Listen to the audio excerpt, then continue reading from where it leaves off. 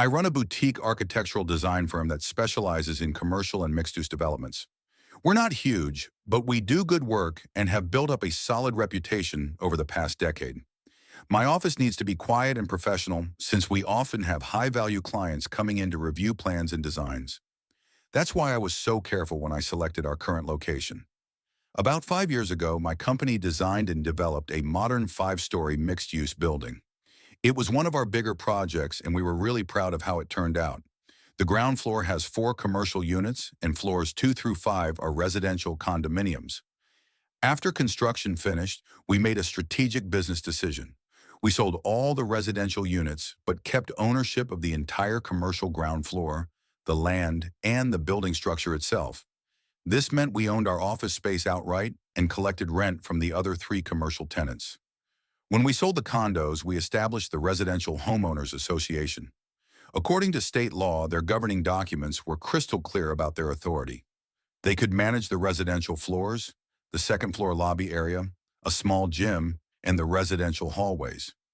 The commercial ground floor was explicitly excluded from their jurisdiction. This wasn't an oversight or gray area. It was intentionally written this way because we retained ownership. For the first few years, everything worked perfectly. The residential owners stayed in their lane, we stayed in ours, and everyone was happy. The building looked great, property values were strong, and there were never any issues between the commercial and residential sides. That all changed about 6 months ago when the Homeowners Association elected a new president. Her name was Brenda, and she was the type of person who thrived on having authority over others. She was retired and apparently had nothing better to do than walk around the building with a clipboard looking for things to control. I heard from some of the residential tenants that she had already forced one resident to remove wind chimes because they weren't on some approved list she had created. The first time I really encountered Brenda was on a Wednesday afternoon in late spring. I was in my office with one of our biggest clients presenting designs for a major commercial project worth several $1,000,000. This was the kind of meeting that could make or break our relationship with this client, so I needed everything to go smoothly. Right in the middle of my presentation, my office door suddenly opened without a knock. This woman I didn't recognize marched in, completely ignoring my client, and walked straight up to my desk. She was holding a clipboard and looked absolutely furious about something. She pointed an accusatory finger at the small silver trash bin next to my reception desk and announced that it was a violation of some HOA rule. She said all waste receptacles visible from the exterior walkway had to be black-lidded and kept out of sight. The way she said it, you would have thought I was dumping toxic waste in the hallway. I was completely shocked by the interruption and tried to handle it politely since my client was sitting right there. I told her I was in an important meeting and that my office wasn't part of the HOA jurisdiction anyway. Brenda scoffed loudly and told me that the entire building was her jurisdiction because she was the HOA president. She said she would be issuing me a formal fine and that I should expect it in writing. Then she glared at my confused client, gave me another dirty look, and stormed out of my office. I had to swallow my anger and finish the presentation professionally, but inside I was furious. This woman had just embarrassed me in front of a major client over something completely absurd. I knew this wasn't going to be the end of it, and I was right. 2 days later, I arrived at my office to find an official-looking envelope taped to my door. It was from the Homeowners Association, and when I opened it, I couldn't believe what I was reading. It was a formal violation notice with a $250 fine for the non-compliant trash receptacle and another $150 fine for unapproved potted plants. Referring to the small snake plants I had in my office window, the letter stated that I had 7 days to pay the fines and fix the violations, or they would impose additional penalties and potentially place a lien on the property. Reading this, I realized Brenda wasn't just being petty. This was a deliberate power play. She was trying to establish dominance and show that she could control every aspect of the building, including areas where she had no authority. I decided it was time to address this situation directly. I looked up when the next monthly HOA meeting was scheduled and marked it on my calendar. I wasn't going to let this slide, but I wanted to handle it the right way. The meeting was held 2 weeks later in the small common room on the second floor. About 20 residents showed up, which was typical for these meetings. Brenda was running the show with obvious enthusiasm, going through various building matters and rule updates she had implemented. When she opened the floor for general discussion, I stood up. I introduced myself as the owner of the office in Suite 101 and mentioned that I had received some correspondence from the HOA that I wanted to discuss. Brenda immediately got that smug look on her face like she was ready for a fight and looking forward to it. I calmly read the violation notice aloud to everyone in the room, including the fines and threats about liens. Some of the residents looked surprised, probably because they had never heard of the HOA trying to regulate the commercial spaces before. Before I could continue, Brenda cut me off and declared that the rules were the rules, and that I wasn't exempt from following them just because I thought I was special. That's when I dropped the big reveal.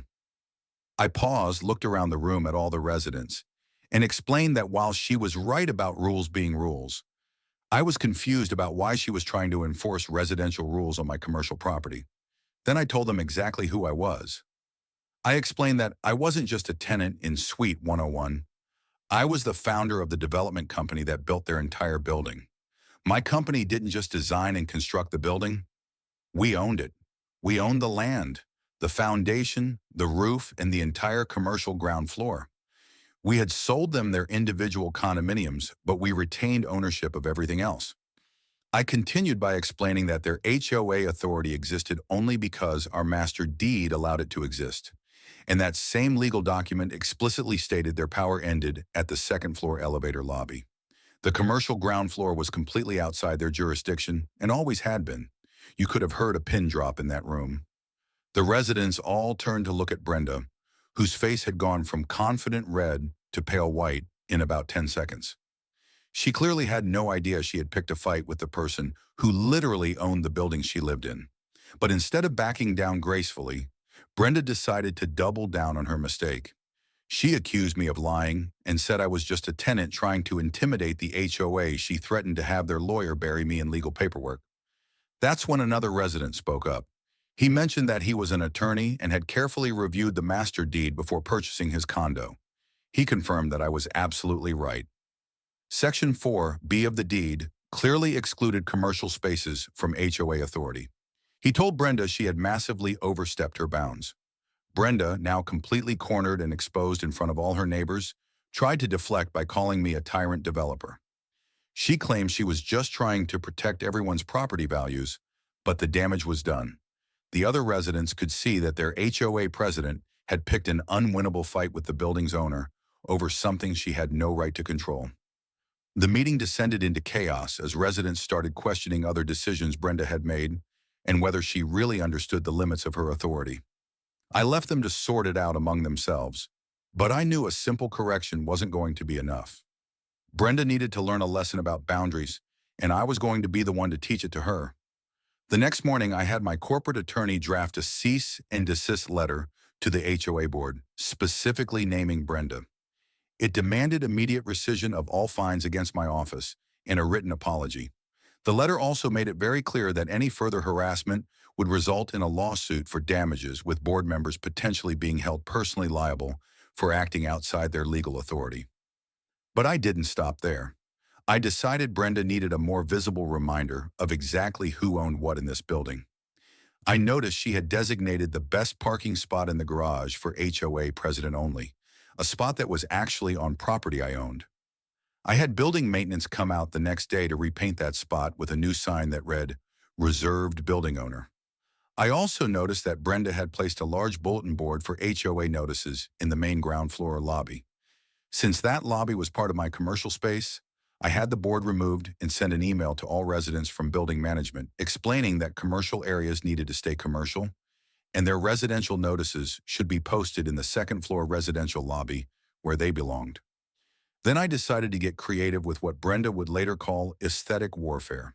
Since I owned the commercial space outright, I wasn't bound by any of the HOA design restrictions. So I hired a commercial graphics company to install a massive floor-to-ceiling window decal on my office's glass front. The decal was a hyper-realistic image of a cat's face. Not ugly or offensive, but definitely bold and impossible to ignore. It completely changed the sleek, professional look of the building's ground floor, and there was absolutely nothing Brenda could do about it.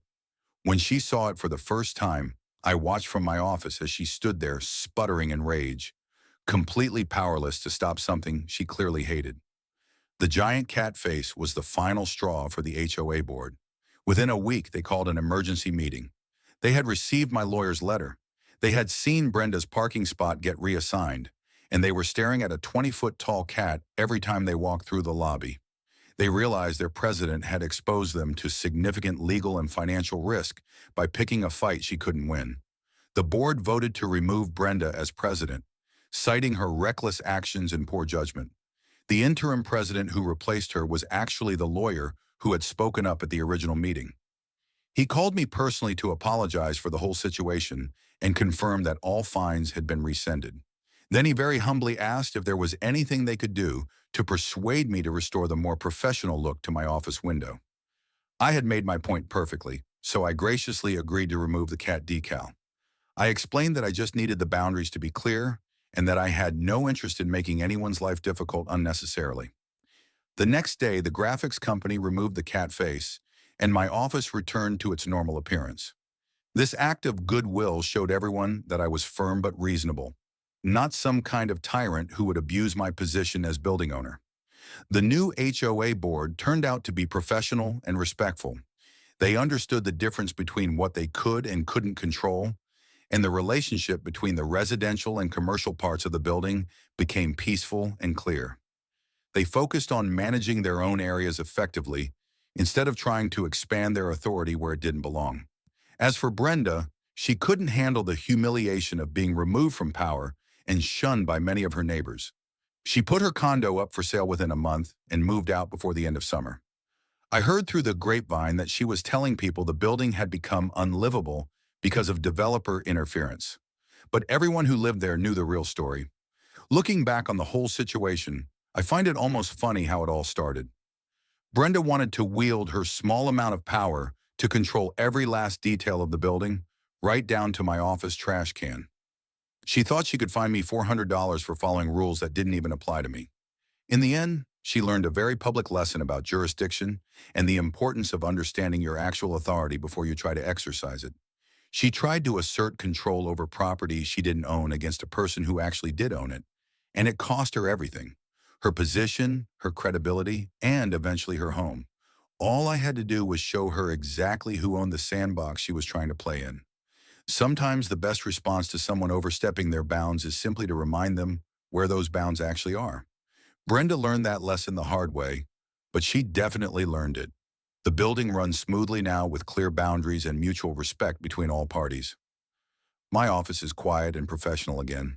My clients are happy and I never have to worry about someone bursting in to lecture me about trash can colors. And the best part is that I didn't have to be mean or vindictive to resolve the situation. I just had to be clear about the facts and willing to stand up for what was right. Sometimes that's all it takes to deal with someone who thinks they have authority they don't actually possess. You just have to be patient, stay calm, and let them learn the truth about power the hard way. Update: 6 months later, I thought that would be the end of the story. But Reddit convinced me to post an update because some interesting things have happened since then. First, about Brenda's departure. Turns out she didn't just quietly move away like I originally thought. One of my residential tenants filled me in on what really happened after she left. Apparently, Brenda tried to sell her condo as a for sale by owner to avoid paying realtor fees.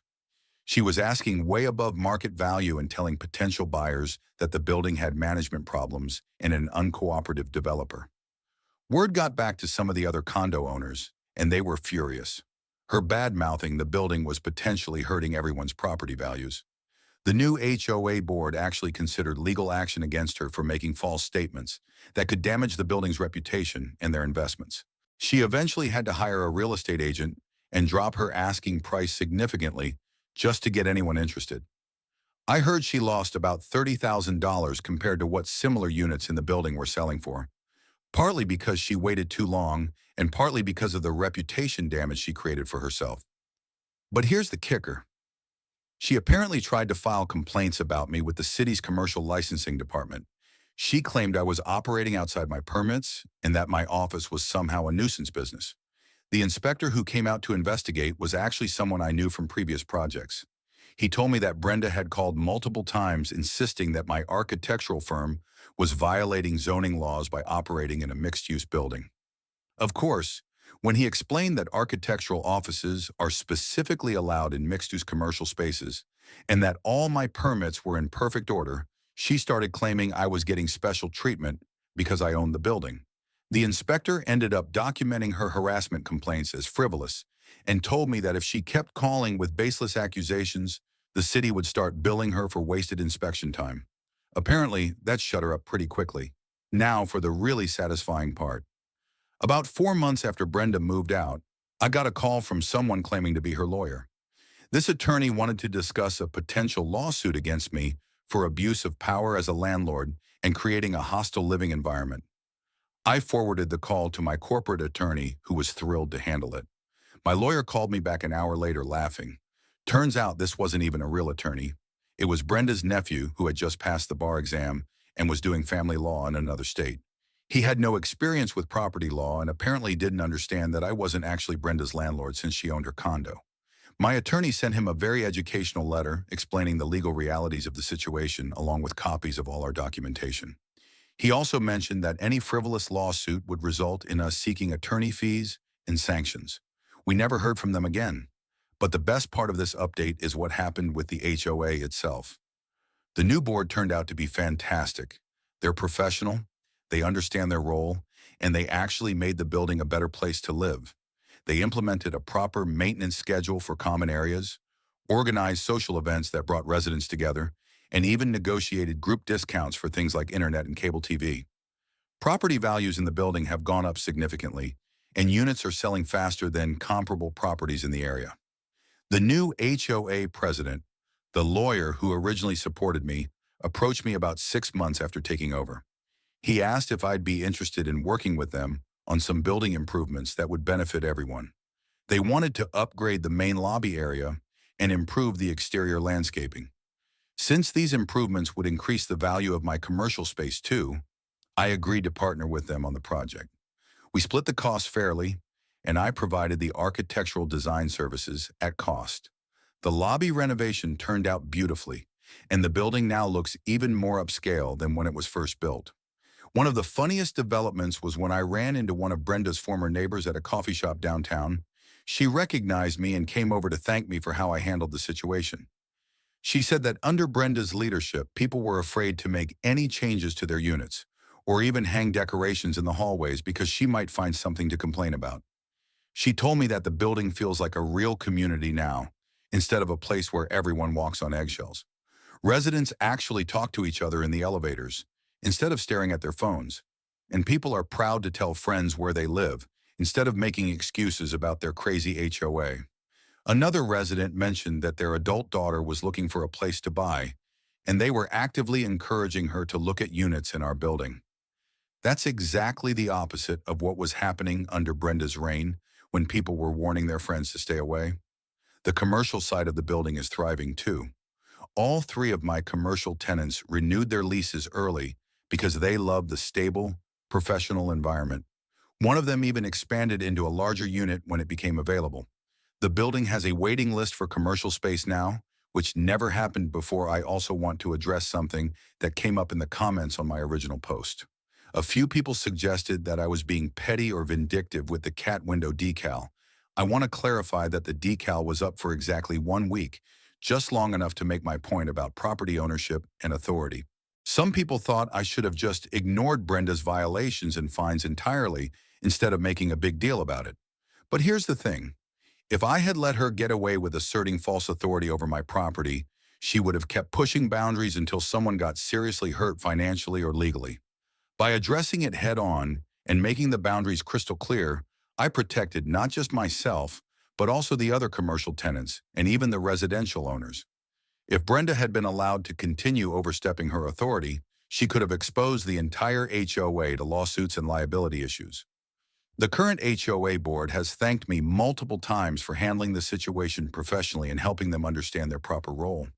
They've told me that my approach taught them important lessons about governance and legal compliance that have made them much better at their jobs. Looking back, I'm actually grateful that Brenda picked that fight with me. It forced a necessary conversation about boundaries and authority that made the building a better place for everyone. Sometimes you need a catalyst to expose problems and create positive change.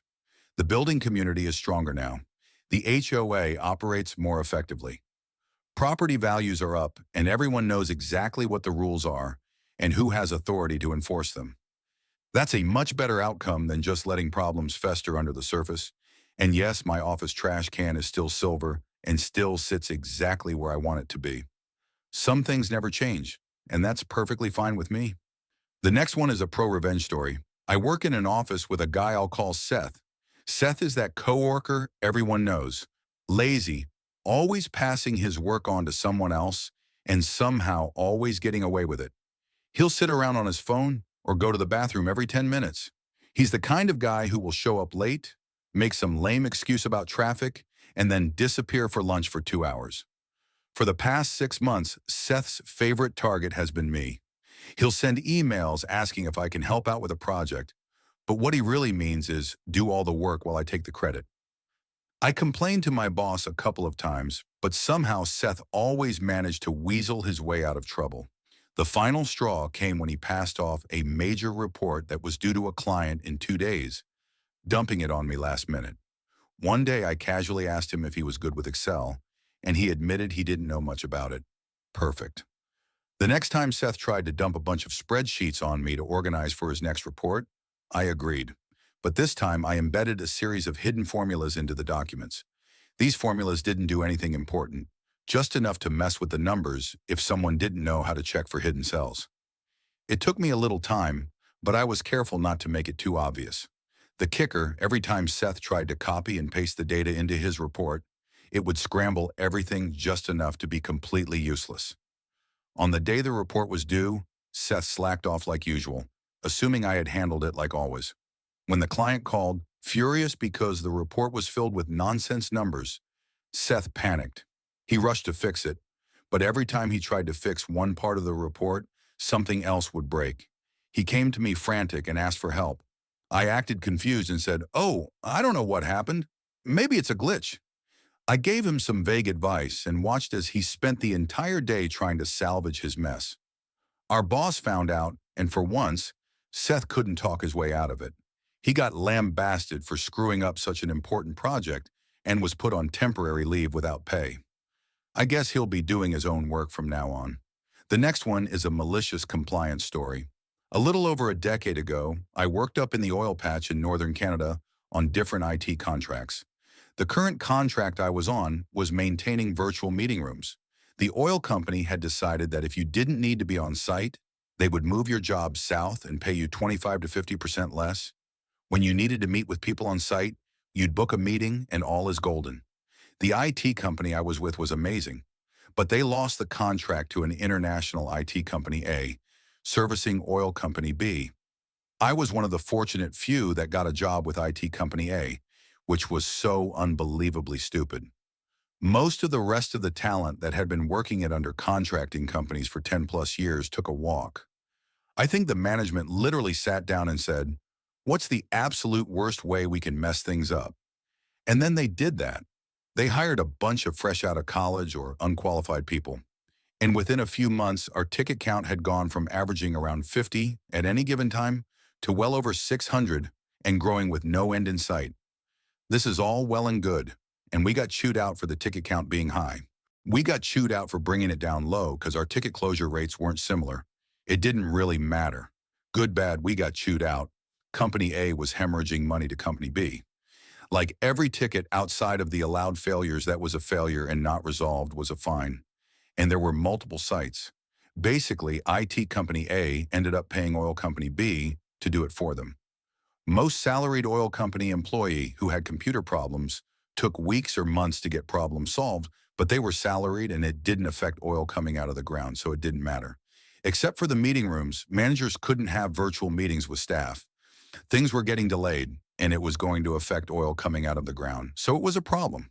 The 12 of us working there were given full-time work and 6 vehicles. The supervisor took one for himself for driving to and from town and wouldn't let anyone use it during the day. So that left 5 vehicles. It used to be that we were dedicated to a specific type of work, But now everyone did everything, and we were expected to just check the meeting rooms as we drove by, or if we had a ticket in that building.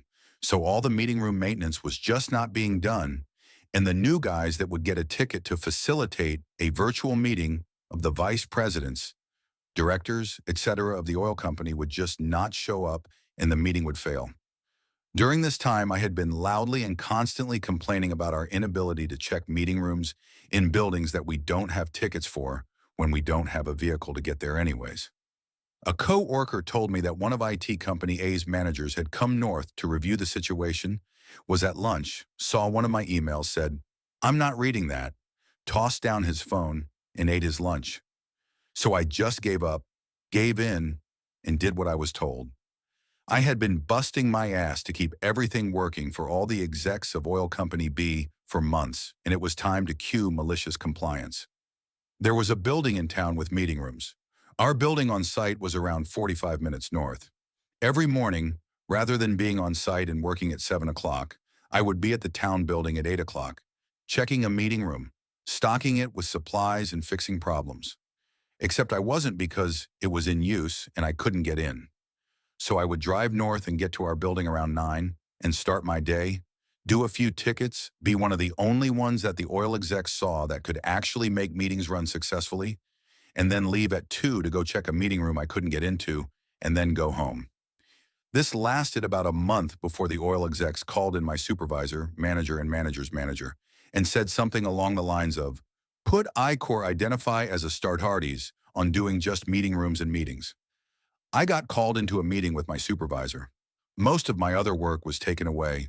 I was given my own vehicle, and I was told to check all the meeting rooms every week, a 4-person job, and to take care of all of the exec meetings. I told my supervisor that it wasn't physically possible for me to be in 3 or 4 places at once to check all the meeting rooms. He didn't care. He didn't care how I did it, just get it done.